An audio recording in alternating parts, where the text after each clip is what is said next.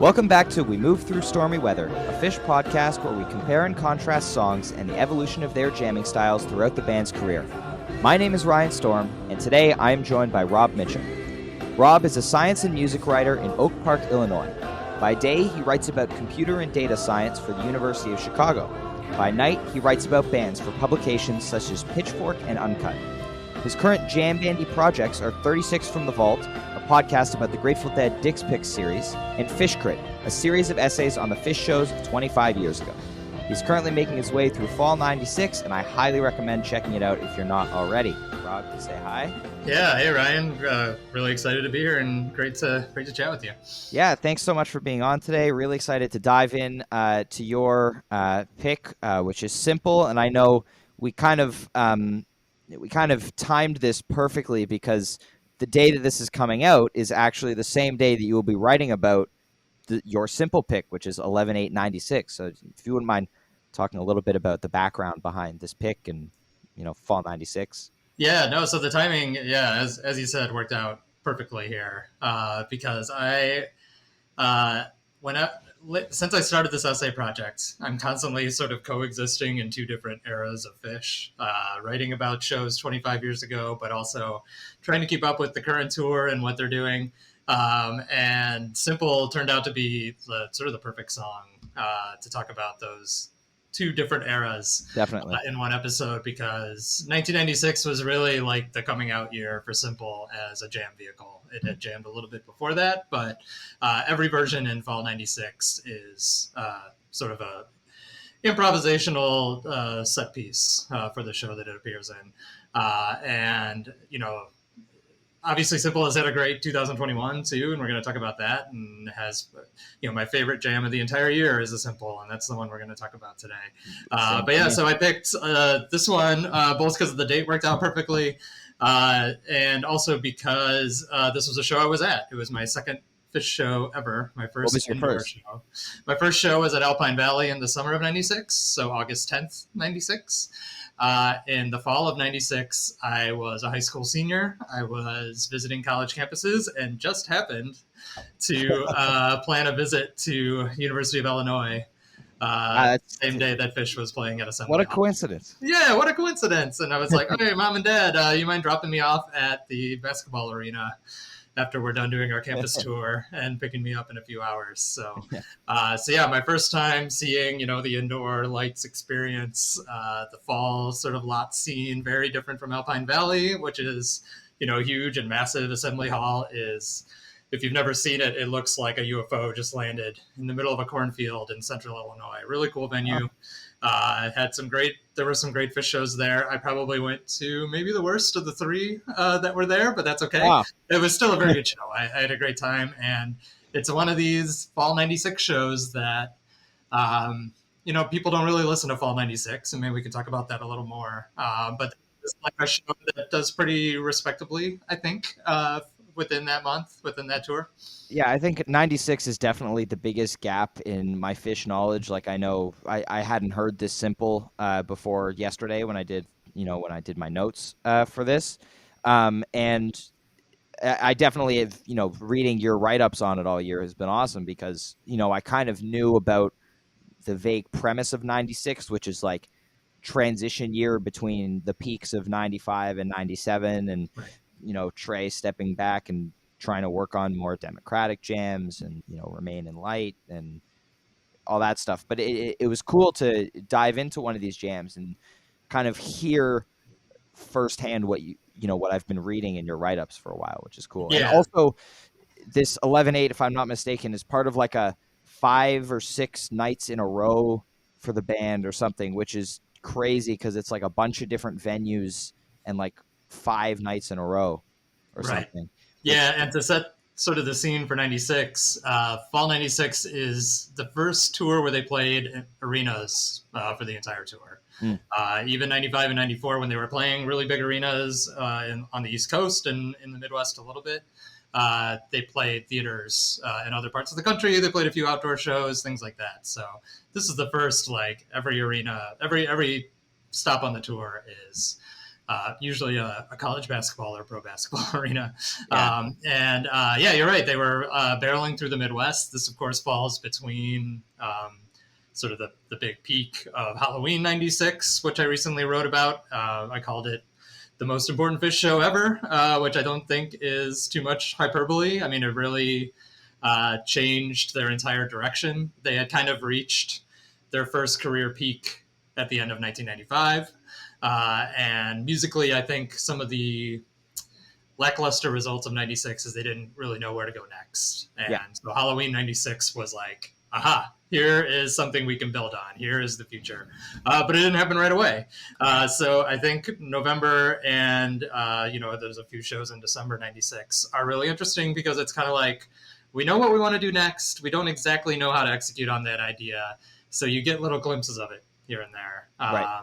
Mixed in with Billy Bree's material, which is all very new, and sort of the remnants of where they're at the end of '95 as far as like embracing their arena rockness. Mm-hmm. Yeah. So one thing that I noticed, on listening to this, and something that I, really stuck out to me, again, I'm a keyboard player, and Paige is who I'm zeroing in on most of the time. And, in your write-ups the last few weeks, I've noticed you talking about when Trey goes to the mini kit, to try to give, the other band members a chance to step forward, and especially Paige to work on. Paige seems definitely to kind of flounder a little bit. Like Trey goes to the percussion rack at about 6 minutes and 50 seconds into the jam or so, and is there for 5 minutes pretty much. And Paige is just playing the simple jam for another 2 minutes, just because it seems like he doesn't really know where to go next, and it's just playing over that progression while Mike and Phish hold down the groove. So it was an interesting thing to note, where, obviously in stark contrast, by the 8-minute mark of the Deer Creek simple from this year, which I picked, it's like already full, like crazy, going into space. Right.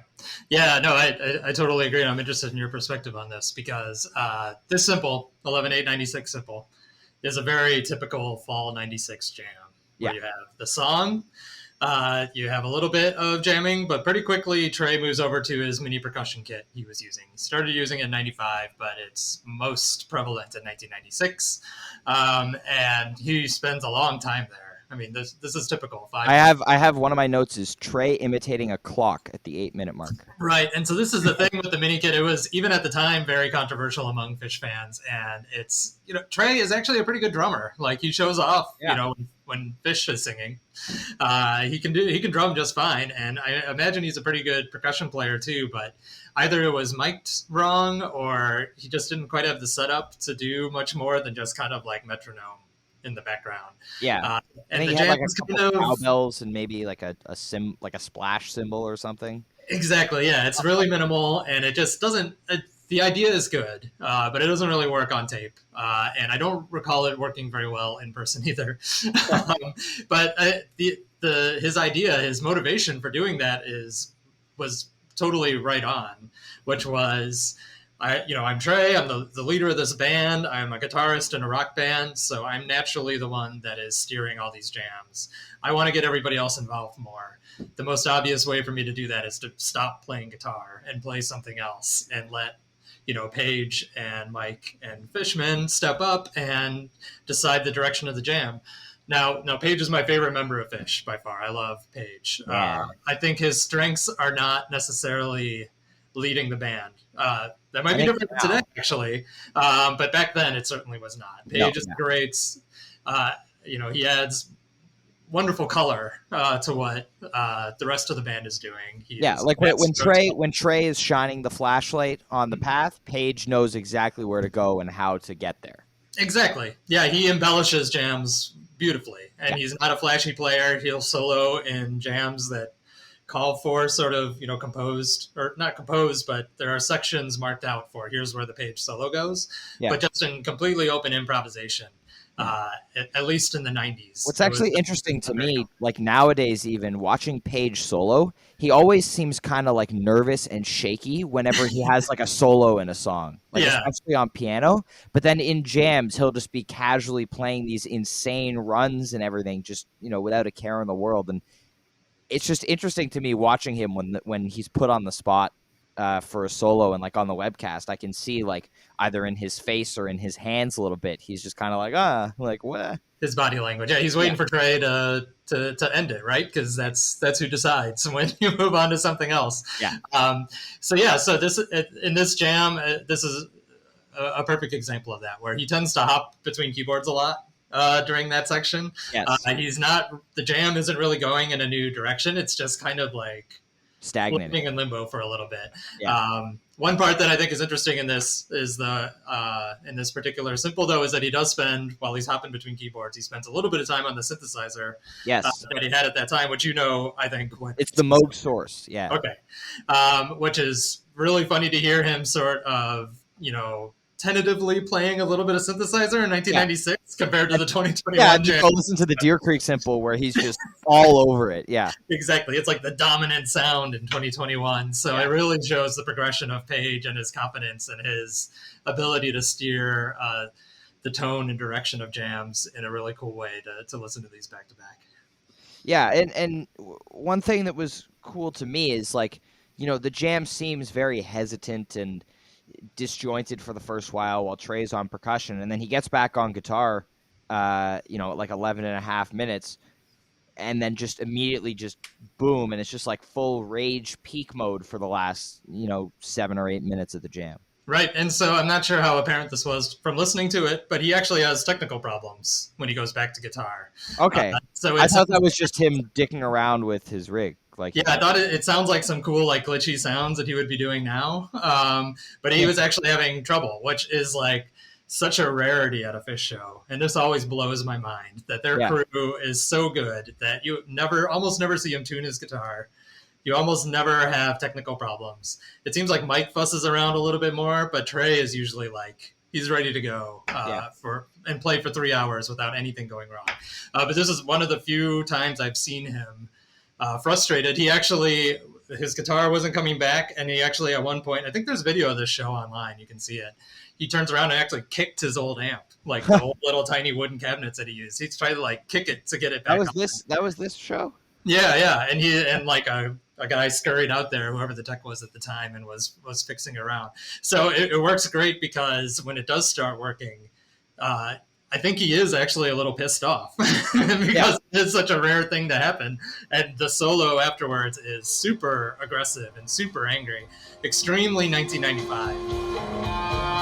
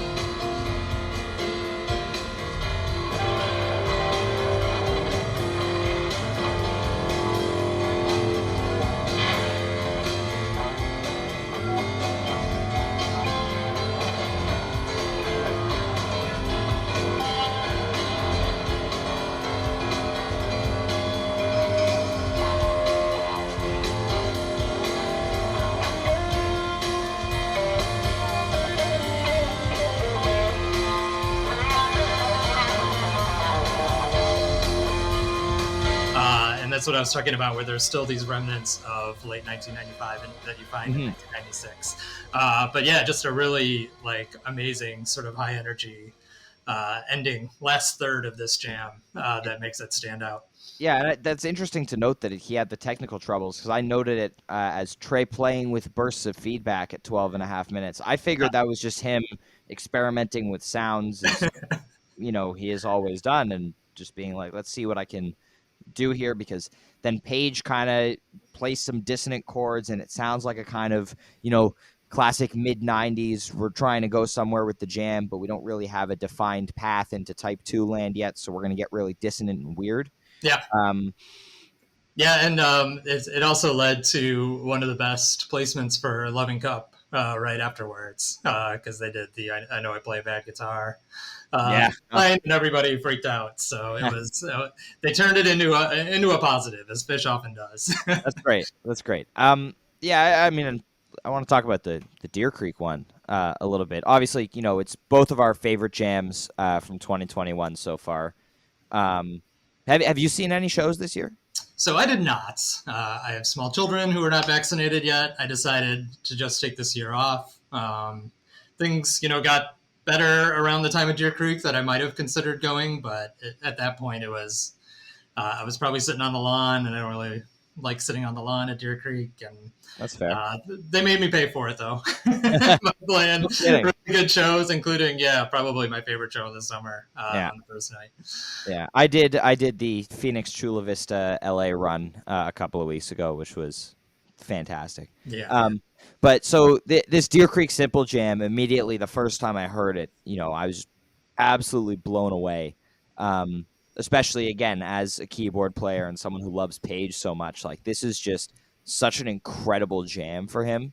And he's obviously he spends the majority of the jam on the Moog one, which for those who don't know, uh, you know, that's his newer synth that he got in 2019 that he's really been playing a ton this year. Um, but there's also some great work on his older synth, the CS60, which would actually, at the time of the 1996 one, I bet Page was probably thinking about buying it at that point because he would get it. He would have it. I believe he got it in the late spring of '97 because it showed up in the early summer Europe tour. so is that would be the meat stick synth? Yes, that would be the Yes. Meat Stick synth, and that one is all over '97 jams Mm-hmm. and late '90s everywhere. Yeah. I think it's really interesting contrasting his synth playing in the two jams as well, because obviously the synths are very different. Like the Moog source that he had was a monophonic synth, which means you can only play one note at a time. And both the CS60 and the one are polyphonic, which means you can play chords and do all sorts of crazy stuff. But obviously, what we talked about before is kind of more hesitancy towards playing, and on the synth, that one period while Trey's on percussion where he is on the synth, um, he just kind of feels like me when I'm like noodling, Yeah. when I'm like, oh, like a synth. I've never played this before. Like, let's see what I can do here. And so it's really a great contrast because in a lot of jams he got that synth in 94 or 95, I believe. And he really didn't use it a lot as a lead instrument or a lot at all. He was still leaning mostly on the organ, the piano, and to a lesser extent the clav. And so hearing it, it pops up kind of in 95 sometimes in like weird spacey jams when he'll just like throw it in for a little bit of extra texture. Mm-hmm. But he doesn't really start leading jams with a synth or bring it, as a central idea of it until 97. Right. So it's cool to hear the beginnings of that idea here. Yeah, and having done all those 94 and 95 shows, I mean, I always notice when synth comes up because it is so rare Yeah. to hear his synthesizer. And you're right, he uses it almost as kind of a novelty. Yeah. And it makes me wonder, like, we talk a lot about the influence of covering Remain in Light in terms of the band getting funkier, getting more democratic, getting more textural, all of these things. But there's also a lot of synthesizer on Remain in Light. And I wonder if that showed him sort of, new ways of using the synthesizer that he already had in his rig that, again, maybe didn't pay off until the following year. But opened up some new ideas for him, which is another benefit of that show. Yeah. I would think likely. I wanted to ask, like, what was it like for you listening to every show from 94, 95, and 96 now. Like, what's your approach to getting through all of these? Because I know, like, I tried to do, like a year ago, I tried to do a Grateful Dead Europe 72 listening project where I was Yeah. listening to a show every day and writing like a short write up on it. And I gave up after like 4 shows. I was like, I can't keep up with, hours of listening and then that. And it's the same songs every time. Obviously, less repeats in Phish than on that tour, but Right. still their catalog was a lot smaller at the time and there were a lot more repeats. Yeah. So I actually started this project with 93 even, but it was it's got to be about 10 years ago now. And it's moved through different like I remember platforms. I did actually go back and I've read all of the stuff on your website. Like I did Yeah. Okay. in the spring, I was like, I'm going to go catch up on these. Yeah, and originally I just wrote. I listened to it and I wrote like just tweets while I was listening. So I did like a Twitter thread as I was listening to it, Mhm. and it eventually turned into essays. And then for fall '94, I realized I was just doing them whenever at first. So I wasn't. That was kind of how I got through it. Was I spaced them out and only listened to them when I wanted to listen to them. But Mhm. in fall '94, I realized it was 2019, so the 25th anniversary was coming up. So I was like, if I'm going to do this, I need like a deadline to do this. So I'm going to write an essay for the 25th anniversary of every show. Mhm. And yeah, I mean, it's a lot of listening, and a lot of shows I don't listen to, more than once. I'll give it one listen, and then Right. also to dial in on the points, the parts of the show that I want to focus on. But yeah, I, even when I'm not doing this project, I think it's probably, it's pretty typical for me to listen to probably one Phish show a day. Yeah. So it's That's the fair. time commitment isn't that much. The Do writing you is harder, do you but try to time your 36 from the vault research for when Phish isn't on tour or like when there's no Phish shows that you have to listen to? yeah, it does. It worked out this time. We're between Yeah. seasons, just in time for me to do this. Yeah. So yeah, so it has worked out in the past because that's a lot if I have to do both the Dick's Picks and shows around that Dick's Picks plus Phish shows. Right. That's like half my waking hours spent listening to jam bands, which is fun. They're But worth it. yeah, it's really like it's a difficult project, but it's really fulfilling, and it's kind of like it's one of those artistic things where I feel like I almost like have to do it. I've just like thought about Phish so Yeah. much in my lifetime that it's fine. It's a format to get all of those thoughts out of my brain and onto paper. I don't really even care if other people read it. I'm like flattered that people do and that people Mhm. will enjoy it. It just I started writing as a hobby about music.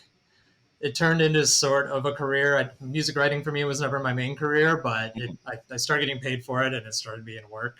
And this is sort of a way to get back to the original like hobby of writing about music and just music that I enjoy. I'm not trying to be like a impartial critic. I'm just talking about this is my favorite band. Right. This is music that I enjoy, and I want to dig into what makes it work. So it's like people that build train sets in their basement. Like instead of doing that, I write essays about Phish. Yeah, absolutely. Like I mean, I just started a written component for this podcast a few weeks ago. Oh, it's been like a month now. Time is weird. Um, but yeah, it's cool because one thing that you do, which I haven't quite figured out yet, is you're able to do a write up of the show without kind of taking it through every song. And Yeah, I think it's really cool when you spend the write up talking about like one aspect of something that happens instead of being like, and then they move through a great segment of Son of a Mule, Character Zero, and Billy Breathes. Like, yeah. And that is like it's a rule of mine not to do right. that because I mean there's a lot of those types of reviews out there already. I mean in the This is true. comments of every setlist page on Fishnet you have people Right. that have done that. And that's great that people have done that, of course. But I try to do something different. I try to find a different angle. Sometimes very peripheral to the show, which is I worry about people who like maybe that's their favorite show or a show that they went to or it was their first show and they can't wait to hear me talk about something and then I go off on a tangent about Carl See, Peraza. a rule about Phish is everything you do, you're gonna upset some people and Exactly. you're gonna make some people happy. Right. That's Right. And so, but yeah, that's the mission. Is it's the overall arc is about how did Phish grow into this like amazing band, and my favorite era of Phish is the late 90s, like a lot of fans my age. Mhm. And so it's really this 93 through 96 story has been a little bit about, how did they go from what they were in the early 90s, which was a very good band, to a completely different beast, Right. Well, 97 through I'm 99. really looking forward to seeing how, your write-ups kind of change as you move into, 97 and the late 90s, because it's really, you for the last couple of years, you've been really talking about like that transitional period that they've been going through and finding their footing, and then they finally find that footing Mhm. in 97. So I'm excited to see, diving into, probably, a year most people know a lot better than 94 through 96. Yeah, it's almost like scarier to write about 97. And I felt this way about Fall 95, which is, such a esteemed tour as well. Yeah, Um, because 97 has been written about a ton, of course. Wally Holland has a great book, I read that book. A Tiny Great book. Space to Move and Breathe, that is already went show by show through Fall 97. So I'm going to be like, in his footsteps, trying to do my own If you take on it. haven't read that book, you Yeah. should, because it's really good. He also has a great book on a live one. Mm-hmm. Um, yeah, highly Well, recommend. yeah, Wally's one of my favorite writers about Phish, and somebody who I aspire to, equal in my thoughts and analysis of these shows. So, Great. yeah, 97 is going to be a real challenge. I'm already nervous about it. Fall 96 is like it's nobody's favorite tour, so you have a little bit more leeway, and it's also, as you said, not people don't even really listen to it. There's a lot of Yeah, things to discover from it. I'm discovering things from it because there's a lot of shows I haven't heard in this yeah, couple months. So yeah, every tour provides a different challenge. So it's awesome. it's an endlessly fulfilling project. Like I Well, keep wondering when I'm going to run out of energy to do it, and it hasn't happened yet. Even though it gets a little touch and go hitting the deadline every night sometimes. yeah. Okay, well let's bring it back to the topic for a little bit. Sure. Tangents are kind of my thing here. But so I want to hear your thoughts a little bit on the Deer Creek Simple, because I've shared some of mine, and Right. that's why you're here. Yeah. So I mean I don't know. Probably, a lot of people, if they're comparing a 1.0 jam to a 3.0 jam, will be like, well, obviously the 1.0 jam was better. Yeah, This is not one of those cases. I mean, I think the Deer Creek Simple obliterates the Champagne Simple just a little that I bit. chose. And I mean, it is like just a perfect encapsulation of where they're at this year, I think, and how exciting this year has been against all odds, right? I mean, this Right. is a band that's been playing for 38 years now. Yeah. They shouldn't still be this good. They shouldn't still be finding new territory to Yeah. explore. It is an absolute miracle that we are lucky enough to witness this.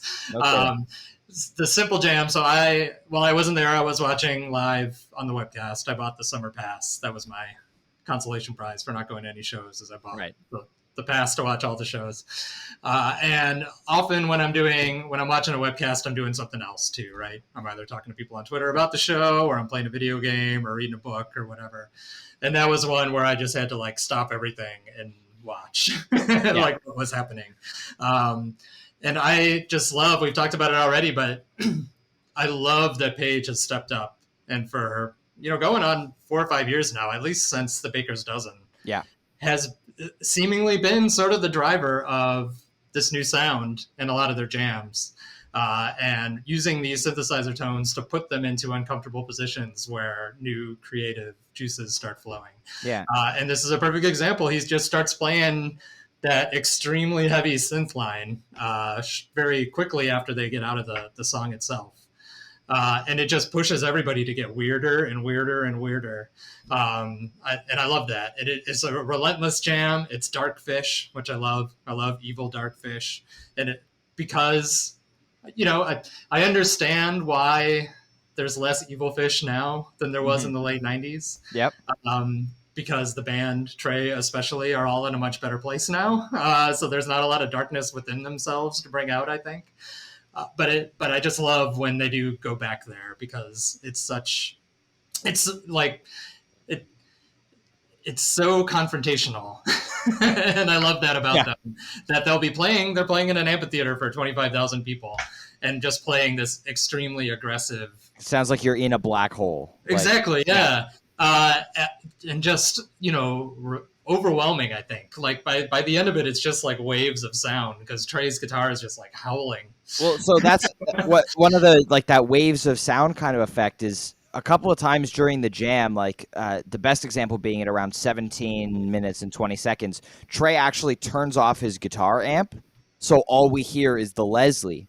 Ah, And if you watch his rig rundown that he did in September, yeah, he talks about how he just loves like putting all his weird effects through the Leslie, and then it's just like whoa, like crazy. that's so cool. And Yeah, so it sounds more like the way he used the Leslie in 2018, which was there was no like combo between signal from his guitar amp and signal from the Leslie. It was just straight Leslie. Mm. And so that's kind of what he gets back to here, where he switches it off so you don't hear that kind of grounding tone of his guitar, and it's just all his weird effects being thrown around the venue by the Leslie speaker, and it's really, really cool.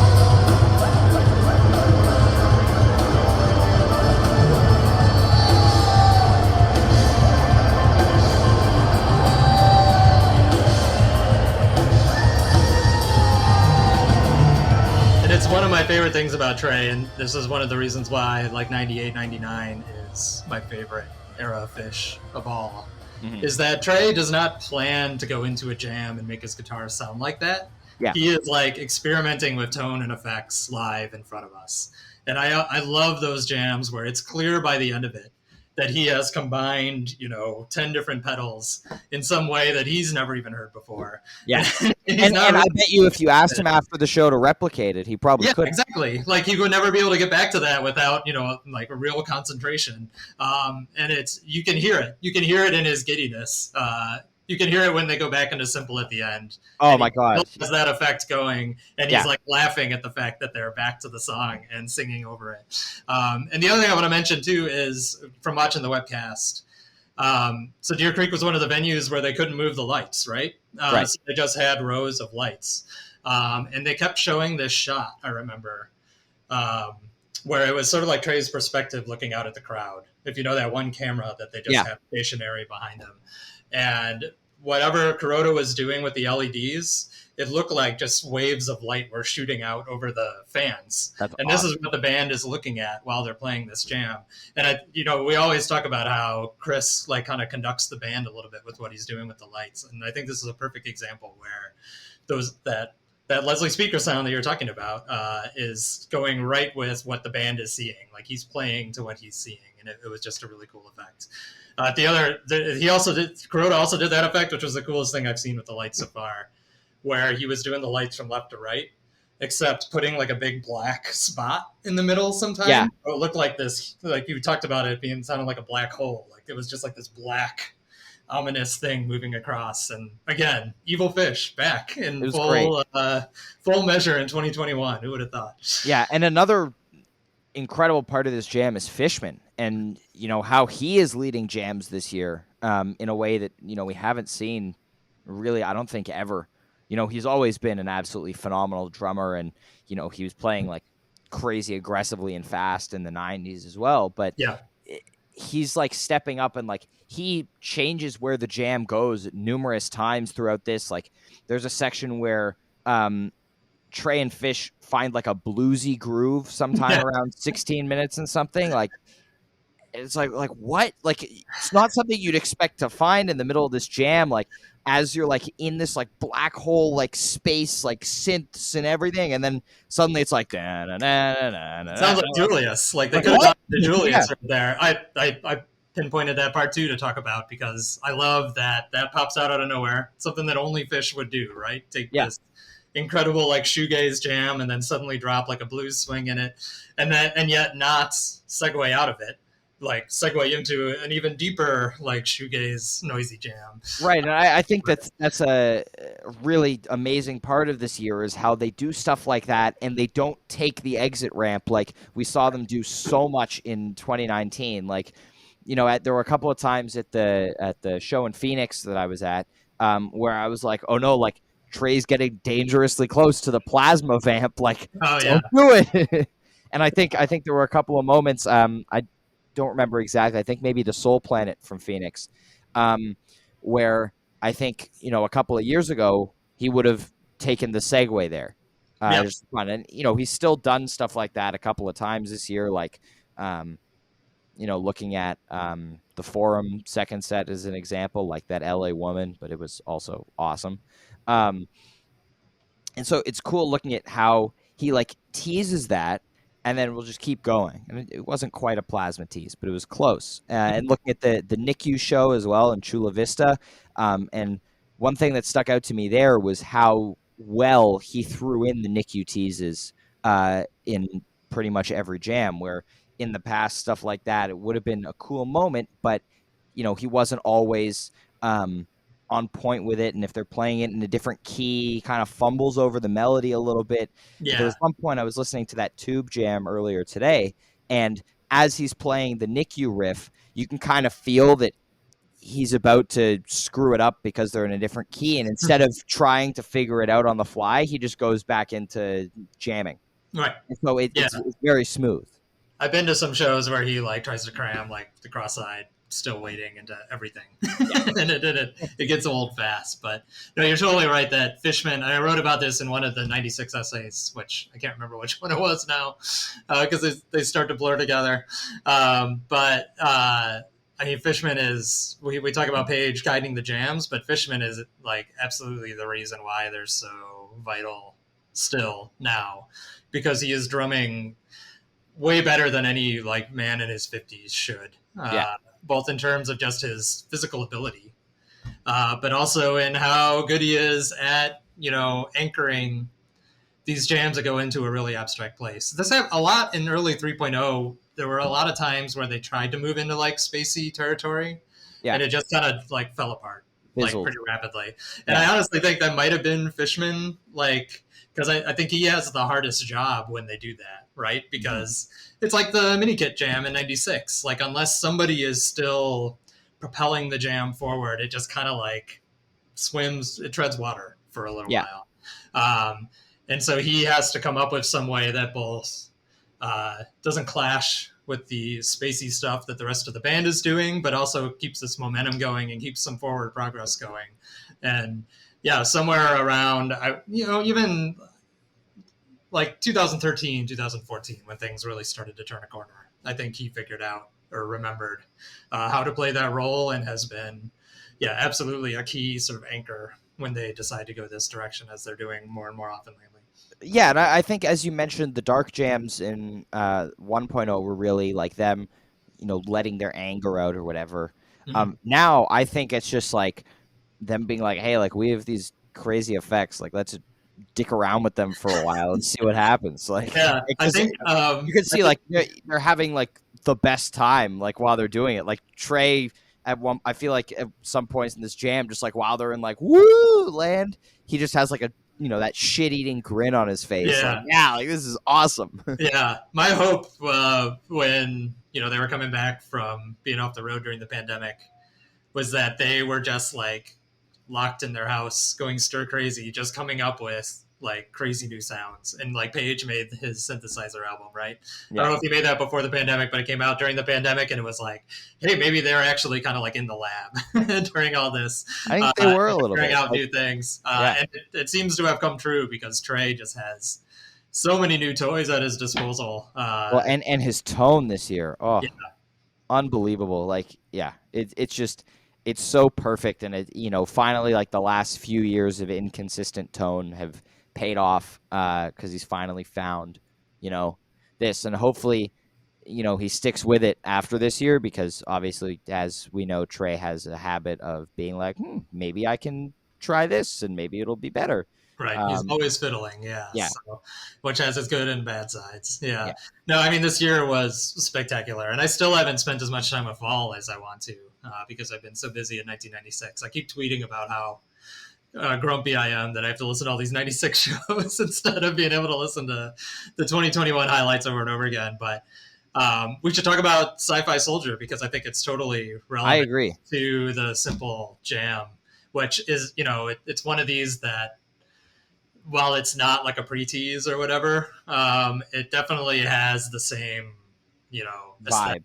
that a Yeah, lot of the Sci-Fi Soldier stuff does, with that overpowering synthesizer tone, and everybody, trying to make their instruments sound like other instruments or not even instruments at all.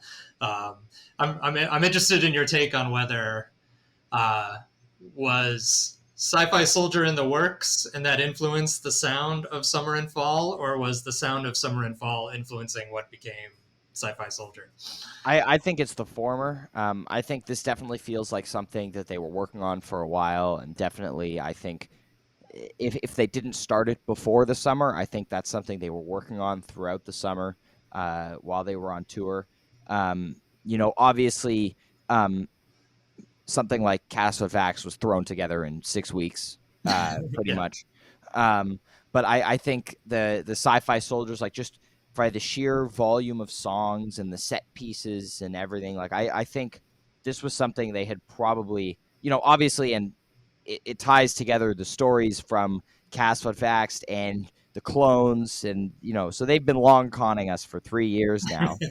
Like I wouldn't be surprised if when they came up with Cast of Vax, they were like, okay, next Halloween is going to be like the continuation of this. right. And so I don't know if I don't think they started writing the songs uh, that far back because I think we would have heard more of this influence in 2019 Mhm. if they had been doing that. Um, but I think it's definitely something they were working on for months leading up to this, and that you know I see where a lot of the criticism of it stems from, where a lot of the songs are kind of a similar groove and whatever. Um, but also at the same time, a lot of what people love about Phish is that 97 sound, which is a lot of the jams are a similar groove. And I think it's just Mhm. somewhat of a bias towards new material that Phish puts out. Obviously, there are some gaps in it, like everybody loved Chilling Thrilling, and most people loved Cast with Facts. Like, I just think it's one of those things that, like, I've seen a good couple comparisons. Like, people have a problem with Knuckle Bone Broth Avenue, but they like love the lyric Smegma Dogmatogram Fish Market Stew. Right. Yeah, I mean, while I was watching the Halloween set, I stayed up late to watch it live. Me too. I'm still recovering. I am too. Yeah. I kept thinking like this song is horrible and the stupidest thing I've ever seen, and this whole thing is so dumb, and I cannot wait to see it Yeah, at a it's fish like fest in yeah, the future. Like it was so perfectly fish. In that, I always have this, music critic, devil on my shoulder that is like, man, this stuff is stupid. So I did this podcast Bandsplain on Spotify Hmm. several months ago, which is a podcast where they bring in a super fan of a band or an artist and ask them to explain why it's so good. Yeah. And so they've done all sorts of bands, and I was one of the first episodes. I actually recorded it before I even had heard, before it had even, the show had even started, so I didn't know what the format was going to be or anything. And the host of the show, Yassi Salik, is very. She was a little more confrontational than I expected, so I felt like I was on the defensive about Phish the whole time, and everything that came out of my mouth, I was like, part of me was thinking, man, this sounds so ridiculous. Like anybody who hasn't heard Phish is gonna, because we talked about Casbah Vax, and I'm like, yeah, so they made up this Scandinavian band and pretended Yeah. like we were covering their album, and it had this whole backstory, and then we played a clip of Turtle in the Clouds. And it has just, preposterous lyrics and a whole dance routine in the middle and all this stuff. And she was just like, what are you What? playing for me? Like, what are Yeah. you talking about? So this was, I mean, Sci-Fi Soldier was just that to like the next degree. What I appreciated about it was I loved the concept of Casbah Vaxxed and the backstory and everything. But then the songs, I like them a lot now. But when I first heard them, I was like, these just sound like normal Phish songs. Like if they were going to commit to this bit, they should have played music that just doesn't sound anything like Phish. Like it Right. should sound like a totally Well, different band. I was worried. I remember being worried, like when the Fish bill came out. I was like, are they about to play a bunch of songs in another language? Like, Yeah. like what? Well, it was, but it was Phish language, not. Yeah. And I remember waking up the next morning, because I didn't, I was, it was pre-pandemic, so I was out with friends that Halloween night, and then I didn't stay up to watch the webcast, which I should have, but Yeah. I made up for it by staying up the next 3 nights.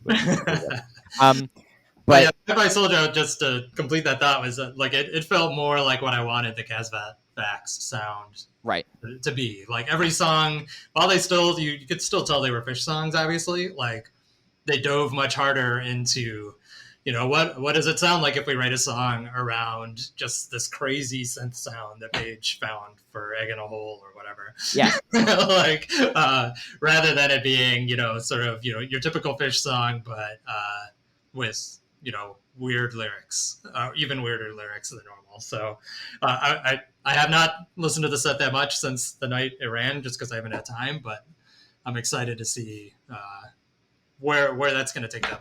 yeah, and I'm interested to see how many of these songs make it into the regular rotation, because there's a lot more material here than Castfoot Facts. Like Yeah. they're like, what, 12 songs here, and Castfoot Facts I guess didn't have that many less, 8 or 9. But I feel like these songs in their first outing on the Halloween set were stretched out a bit more than Castfoot Facts was. Like Yeah. there was, I think the longest track for the Castfoot Facts set was Death Don't Hurt Very Long at like 8 minutes. And Mhm. here we had like 3 or 4 that went above 10. And they kind of, were playing around with the grooves. And so I'm interested to see how many of these stick around, and where they're found in set lists, and how many they play again at MSG. Like in 2018 for the New Year's run, they played all but one of the Cast with Back songs. Right. Yeah, they couldn't wait to play him again. Yeah, exactly. So I'm betting they show up again, and I'm hoping, next year it's not kind of like a 2019 deal where they were kind of awkwardly shoehorned into every show, and it kind of screwed with the flow a little bit. I think Right. that was more Ghosts of the Forest than the Cast of Facts tunes. Yeah. But yeah, I'm really interested to see where this material goes from here. I think obviously with Phish, everything can happen at any time, and I think that's just the tip of the iceberg with this material. Right. The only thing that would be disappointing is if you knew if they were predictable, right? If you knew Right, what was exactly. going to happen next. Exactly. But then, I mean, that's a fun way to kind of tie it back around to like the 11/8/96 Simple as part of this period where they had such success on Halloween that they were still just sort of grappling with how they were going to integrate it into their sound going forward, and it paid huge dividends going forward. You're good at bringing things back into topic. I've done a little podcasting, but yeah, I mean, this is so we're at a perfect spot now for talking about all this stuff, because I think while Sci-Fi Soldier was heavily foreshadowed by things like the Deer Creek Simple, I think there are some really cool places they can take it Yeah. when they're back on the road. Definitely, definitely. What one thing also that's really really cool about Phish is how the Halloween theme like never leaks until like the morning of October 31st. I know they're so Like good the at that. fact that they can keep that secret, while practicing it for weeks, and having all of these like set pieces made, and the costumes and the gear and everything, and like in the past, like for the Bowie set, having the extra members of the band coming down, like, Yeah, and for the New Year's gag too, and we have no idea what it is until it happens, which yeah, is just awesome. yeah. They really have it on a lockdown, and I think it's just everybody in the organization uh, appreciates that it works best if it's a surprise. So my Yeah. friend Jesse Jarno, I don't know if you've had Jesse on yet. I haven't. I did. I was talking to him a bit after I posted about the Grateful Dead keyboard rig rundown. He's Oh, helped me okay, fill yeah. in some gaps. So he had a hand in the Kazbot Vax story. Like he Yeah. wrote the Fish bill that was sort of like the fake biography of this fake album. Hmm. And I was emailing with him the week before that show, and we were talking about the fall tour. And I'm like, man, I don't know what they're gonna do on Halloween. And he's like, yeah, I have no idea either. And then even the night when the Fish bill came out, um, they planted these fake links online, and one of them was to WFMU. So I wrote to Jesse, and I was like, "Oh my god, they like found some obscure WFMU blog post." And Jesse's like, "Yeah, yeah, pretty cool, huh?" And so, like an hour later, all people were starting to do the sleuthing online, and then I wrote back to Jesse. It was like, "Wait a second, you knew all along, didn't you?" You So fooled it me. was, and Jesse is, absolutely the kind of guy. Even though he doesn't work for Phish Incorporated, full time, he does freelance stuff for them. Hmm. He appreciates that keeping it a secret is to the benefit of everybody. Yeah. Yeah, it's a great tradition. I love that. I was thinking about it. I was talking to Steve Hayden about this. He was kind of disappointed they didn't cover an album. And while I really loved the old album cover tradition, I think it's like the right move to be doing these original costumes Yeah, and it also keeps now. them stimulated creatively. Like, obviously they don't need much help in that department anyway, but it's cool to see a band, again, 38 years in, not Mhm. just taking the crutch of we could absolutely destroy Eat a Peach, but Right. we're not going to because this is more fun. Yeah, it's more fulfilling to us, and it ends up working out better for everybody because, like, the Ziggy Stardust year was fine. It didn't influence their sound at all. It had Yeah. no, footprints. It left nothing. They didn't learn anything from it, I I guess. do think if Bowie hadn't passed that year, I think it may have been another original composition because they started that in Halloween. Mhm.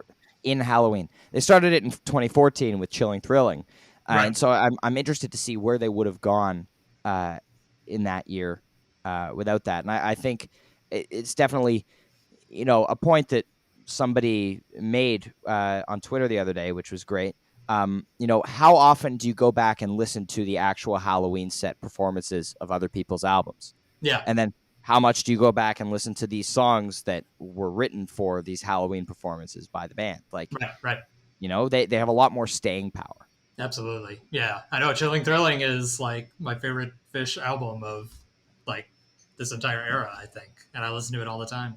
Um, so yeah, I think they've chosen the right thing for themselves, and I think it works out, for everybody as they are continuing to grow improbably in Definitely. 2021. Yeah.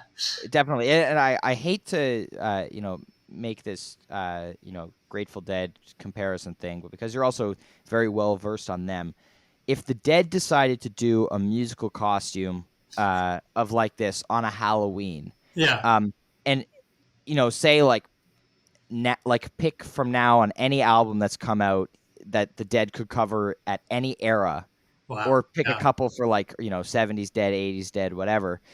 If they could, if they were going to do a musical costume, what would you like to see from them? Man, that's a great question. I mean, so the trolley answer is to like Dead and Company totally for Halloween one year should do one of Mayer's albums, right? Oh my God. They should do what was that? What's that Your album? body is a Squares wonderland. or whatever. Yeah, Continuum. Yeah. that I would just be. want to hear Bobby sing "Your Body Is a Wonderland" Yeah, that's true too, and make Bob sing everything instead of with a Mayer. slide solo. Just I mean, I think if you took 73, 74 Dead at their jazziest, and had them play like Kind of Blue or something, that would be incredible.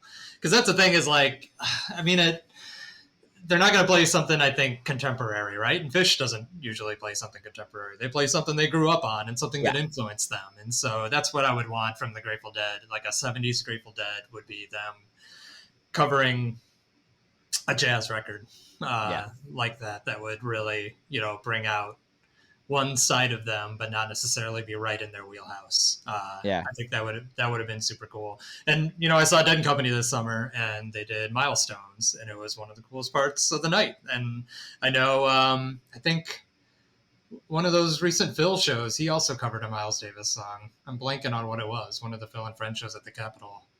Uh, so I love that they're kind of like digging back into these jazz roots that were always there, of course, but never quite explicitly covered during the Yeah, and Grateful Dead time. what's been cool to me about the post Jerry Dead projects is bringing back older songs and stuff like Viola Lee Blues and things Yeah. like that the Dead hadn't played for 30 years, and Dead and Company doing the 11, which they hadn't played since 1970. Like, it's cool to see them looking back, and even though they're in no way close to innovating the way Phish is at this stage. It's still cool to watch Bobby and Phil and those guys like still trying to put a little bit of a fresh spin on things. Mm-hmm. Like Bobby finding that like music never stopped, easy answers sandwich. I don't think that was something the Dead ever did. No, I don't think so. Yeah. Just stuff like that where it's just it's cool to watch. It's cool to Yeah. watch. I mean, it shows that they get why they're such a special band and Yeah, why bands like the Dead and Phish are worthy of all this, attention that we give them. definitely. Is that, they keep moving, they keep evolving, and they keep trying new things and, playing with the past, but not in like a nostalgia way. In sort of like, this has grown over time with us and we're going to give it a fresh perspective. And that's what I find just endlessly fascinating and satisfying about these bands, versus 99% of artists who just kind of rest on their laurels after a certain point, and try and either recreate the past or just stop moving forward. Right. Definitely. And I think that's a great place to wrap up the episode. Thank you so much, Rob, for being on today. It Yeah, was an no problem. absolute pleasure. And obviously, I can't wait for the next season of 36 from the Vault and to continue reading your Fall 96 essays as they come along. Yeah, great. Thanks so much for having me, Ryan. I will happily talk about Phish for an hour anytime. So Awesome. Thank thanks you. for enabling my addiction. Of course. Mine as well. Yes. Thank you, everybody, for listening to this episode of We Move Through Stormy Weather. Hope you have a fantastic day, and I will see you next time.